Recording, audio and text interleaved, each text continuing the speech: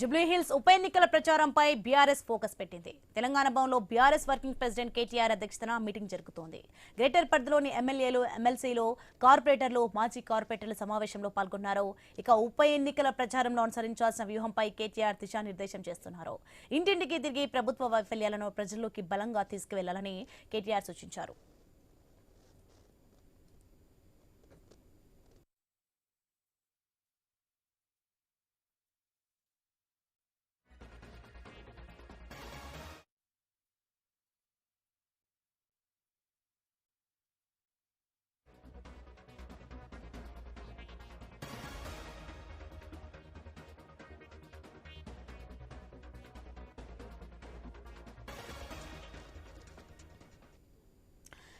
Breaking news ఉన్నాం. జూబ్లీహిల్స్ ఉప ఎన్నికల ప్రచారంపై బీఆర్ఎస్ ఫోకస్ పెట్టింది. తెలంగాణ భవన్లో బీఆర్ఎస్ వర్కింగ్ ప్రెసిడెంట్ కేటీఆర్ అధ్యక్షతన మీటింగ్ జరుగుతోంది. రేటికి ఇదే అంశానికి సంబంధించి మరింత సమాచారం మా ప్రతినిధి ఏవై స్వామి లైవ్ లో అందించే సిద్ధంగా ఉన్నారు.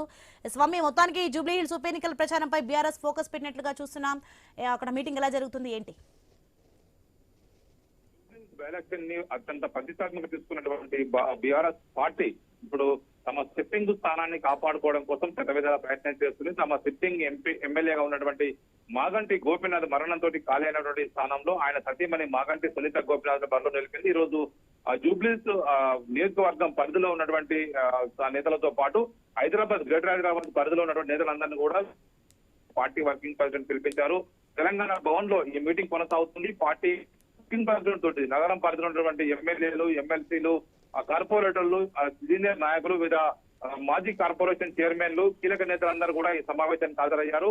ఒకవైపు ఇప్పుడున్న పరిస్థితుల్లో గ్రేటర్ హైదరాబాద్ బీఆర్ఎస్ పార్టీకి మంచి పట్టు ఉంది. మొన్న జరిగినటువంటి అసెంబ్లీ ఎలక్షన్స్ లో కూడా నగరం పరిధిలో 19 స్థానాలు గెలిచినటువంటి బీఆర్ఎస్ పార్టీ ఈ స్థానంలో ఇప్పటికే కంటోన్మెంట్ నియోజకవర్గంలో లాసానందిత దుర్మరణంతో ఒక స్థానంలో వచ్చినటువంటి బై ఎలక్షన్స్ లో కాంగ్రెస్ గెలుచుకుంది. ఈ స్థానాన్ని కూడా కాంగ్రెస్ గెలుచుకోవడం కోసం ప్రయత్నం చేస్తున్నంత కూడా ఖచ్చితంగా ఈసారి గెలిచి తమ సత్తా దాటలే. హైదరాబాద్ లో బీఆర్ఎస్ పార్టీ బలం తగ్గలేదు.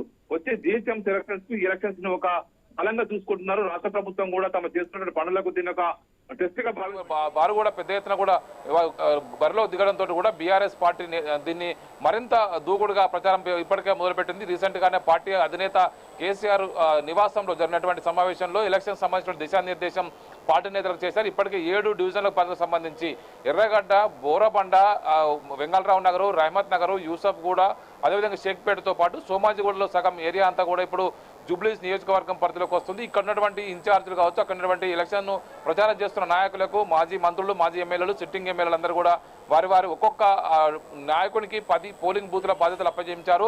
5 నుంచి 10,000 ఓట్ల బాధ్యత వారికి అప్పగించి మునుగోడు లాంటి ఎలక్షన్ స్ట్రాటజీని ఇక్కడ అమలు చేస్తున్నారు. ఇప్పటికే బీఆర్ఎస్ పార్టీకి సానుకూలత ఉన్నది. మీరంతా కూడా బలంగా ప్రచారం చేయాలని చెప్పేసి కేసీఆర్ సూచించిన పరిస్థితుల్లో ఇప్పుడు కేటీఆర్ కూడా నగరం పరిధిలో ఉన్నటువంటి కీలక నేతలతోటి సమావేశం తెలంగాణ భవన్లో కొనసాగిస్తున్నారు. పెద్ద ఎత్తున కూడా నేతలతో తరలి వచ్చారు.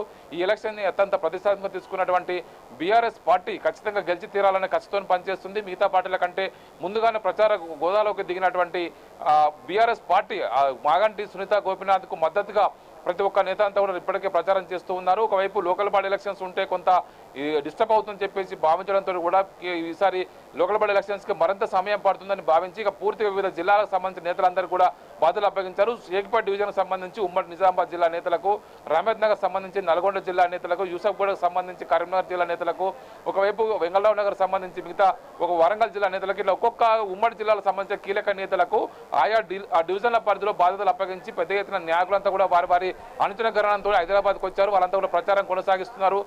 ప్రతి ఒక్కరు కూడా పోటాపోటీగా ప్రచారాన్ని కొనసాగిస్తూ నిత్యం జనంలో ఉండే ప్రయత్నం చేస్తారు. మరోవైపు కాంగ్రెస్ పార్టీ నిన్ననే పార్టీ సంబంధించిన పిసిసి అధ్యక్షులు మహేష్ కుమార్ గౌడ్, అదేవిధంగా ఇటు ఏసీసీ రాష్ట్ర వ్యవహారాల ఇన్ఛార్జ్ మీనాక్షి నటరాజన్, సీఎం రేవంత్ రెడ్డి ఈ 7 డివిజన్ల పరిధిలో ఇద్దరిద్దరు మంత్రులకు, ఎమ్మెల్యేలకు, కార్పొరేషన్ చైర్మన్లకు బాధ్యతలు అప్పగించి వాళ్ళు ఫుల్ టైం నవీన్ యాదవ్ కు మద్దతుగా ప్రచారం చేయాలని సూచించడంతో కూడా ఇప్పుడు బీఆర్ఎస్ అదేవిధంగా కాంగ్రెస్ మధ్య హోరాహోరీ ప్రచారం కొనసాగుతూ ఉంది. గత 10 ఏళ్ల బీఆర్ఎస్ పాలనలో ఎలాంటి అభివృద్ధి చేశారు, మాగంటి గోపీనాథ్ ఎలాంటి సంక్షేమ కార్యక్రమాలు తీసుకొచ్చారని సంబంధించి కూడా ప్రచారం చేసినటువంటి విషయం ఇప్పుడే పదే పదే గుర్తు చేస్తూ ఉన్నారు.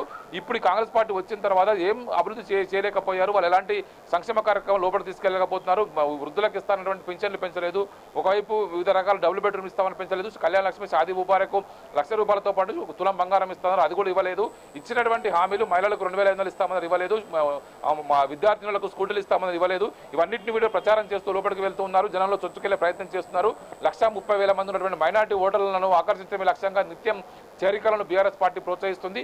పార్టీ వర్కింగ్ ప్రెసిడెంట్ కేటీఆర్ అంతా తానే ఎలక్షన్ ప్రచారాన్ని కొనసాగిస్తున్నారు. కేవలం ఆ ఫామ్ హౌస్ నుంచి కేసీఆర్ ఇచ్చేటువంటి సూచనలు సలహాలు దిశానిర్దేశం చేస్తున్నారు. అక్కడి నుంచి వచ్చేటువంటి ఆర్డర్స్ని ఇక్కడ హరీష్ రావు కేటీఆర్ ఇద్దరు కూడా మొత్తం నాయకత్వాన్ని సమన్వయం చేసుకుంటూ మొత్తం ఎలక్షన్ ప్రచారాన్ని అయితే దూకుడుగా తీసుకెళ్తున్నారు. ఖచ్చితంగా ఈసారి ఈ ఎలక్షన్స్ని ఖచ్చితంగా గెలుపొంది తమ స్థానాన్ని తమకు దక్కించుకోవాలి. ఇప్పటికే నగరం పరిధిలో పలువురు ఎమ్మెల్యేలు బీఆర్ఎస్ పార్టీ నుంచి గెలిచి కాంగ్రెస్ పార్టీకి వెళ్లడంతో కూడా వారిపైన అనర్హత వేటు వేయించాలని చెప్పేసి ఇప్పటికే పార్టీ లీగల్ ఫైట్ కొనసాగిస్తుంది. దానికి సంబంధించి స్పీకర్ వద్ద విచారణ కొనసాగుతుంది. ఇలాంటి నేపథ్యంలో ఇప్పుడు ఈ స్థానాన్ని కూడా పోగొట్టుకోకుండా జాగ్రత్త పడాలని చెప్పేసి బీఆర్ఎస్ ప్రయత్నం చేస్తుంది. అందులో భాగంగా ఈసారి సర్వశక్తులు ఓడుతూ తమ ప్రచారాన్ని ఇతర పార్టీల కంటే భిన్నంగా ముందుకు తీసుకెళ్లి అధికార పార్టీకి ఉన్నటువంటి అన్ని రకాల అండదండలు ఉన్నప్పటికీ కూడా వాటిని ఛేదించి తమ స్థానాన్ని తాము దక్కించుకోవాలన్న ప్రయత్నంలో భాగంగా BRS party working president KTR Telangana Bhavan వేదికగా గ్రేటర్ హైదరాబాద్ సంబంధించిన నాయకులందరినీ కూడా పిలిపించి మీటింగ్ పెట్టి ఎలక్షన్ స్ట్రాటజీకి సంబంధించి వారికి ఒక దిశానిర్దేశం చేస్తున్నారు. సోని, స్వామి మీటింగ్ ఎప్పటి వరకు జరగనుంది? ఈ మీటింగ్ ఇంకా మరి కాసేపటి వరకు కొనసాగే అవకాశం కనబడుతుంది. ఈ రోజు వరుసగా వివిధ డివిజన్లకు సంబంధించిన నేతలందరూ కూడా తెలంగాణ భవన్కు తరలి వస్తున్నారు. ఒకవైపు రాష్ట్ర ప్రభుత్వం చేస్తున్నటువంటి ప్రచారాన్ని తిప్పికొట్టే విధంగా వారు మొత్తం చేస్తున్నటువంటి ఇచ్చినటువంటి ఏ హామీని అమలు చేయట్లేదు. వాటితో పాటు బాకీ కార్డులు ఏదైతే వాళ్ళైతే గ్యారంటీ ఏదైతే 6 గ్యారంటీలు ఇచ్చారో 6 గ్యారంటీలు పూర్తిగా అమలు చేయట్లేదు.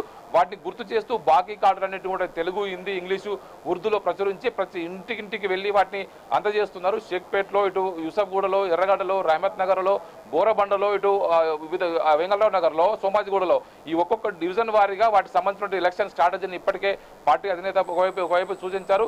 కాంగ్రెస్ పార్టీ కంటే మనం ముందున్నాము, ఖచ్చితంగా ఈ దూకుడుని ఇదే కొనసాగించి ఎలక్షన్ నాటికి మనం ఎక్కడ కూడా వెనకబడకుండా ప్రచారంలో గోదాలు ఎక్కడ వెనక తగ్గకుండా అధికార పార్టీ అన్ని రకాల అరాచకాలు సృష్టించిన వాటి తట్టుకొని ముందుకెళ్లాలి.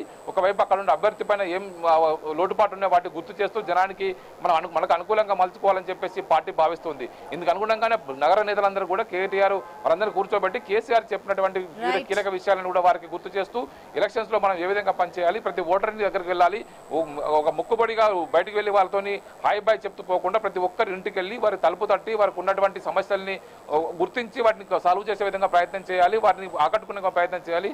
వారికి సంబంధించినటువంటి విషయంలో పూర్తి స్థాయిలో దీనికి సంబంధించినటువంటి ఎలక్షన్ సంబంధించినటువంటి ప్రచారాన్ని కొనసాగించాలని సూచిస్తున్నారు. Right, thanks for the information Swamy.